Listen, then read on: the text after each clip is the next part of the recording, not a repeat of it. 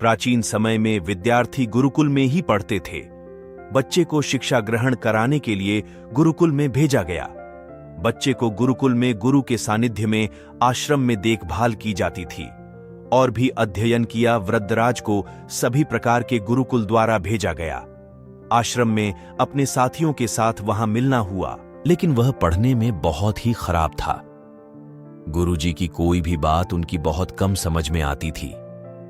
इस कारण सभी के बीच वह उपहास का कारण बनता है।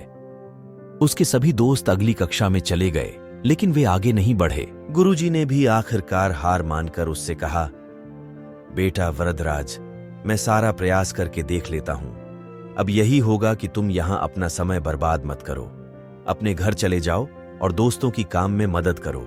वृद्धराज ने भी सोचा था कि शायद विद्या मेरी किस्मत में नहीं है, और भारी मन गुरुकुल से घर के लिए निकल गया। 2 का समय था। रास्ते में उसे प्यास लग गई। इधर उधर देखने पर पता चला कि थोड़ी दूर पर ही कुछ महिलाएं कहानियों से पानी भर रही थीं। वह कुएं के पास गया। वहां पेप पर बैल के आने से निशान बने हुए थे, तो उसने महिलाओं से पूछा, यह निशान तुमने कैसे बनाया?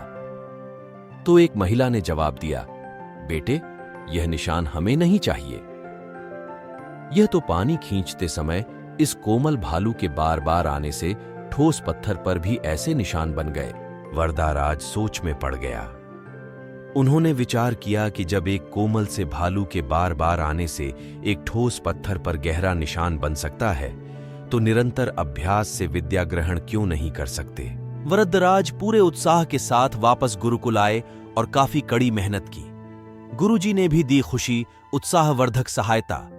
कुछ ही प्राचीन बाद यही मंदबुद्धि बालक वृद्धराज आगे आश्रम संस्कृत व्याकरण का महान विद्वान बना, जो लघु सिद्धा जीनोम कौमुदी, रशीद सिद्धा डेवलपर कौमुदी, सार सिद्धा सिद्धार्थ कौमुदी, गिरवान पद मंजरी की रचना की।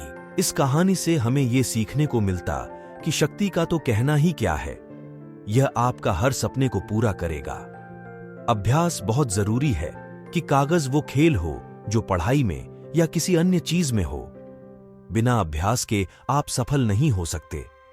यदि आप अभ्यास के बिना केवल योग्यता के साथ बैठे रहेंगे, तो अंतिम रूप से मैं आपको पछतावे के सिवा और कुछ हाथ नहीं लगाऊंगा।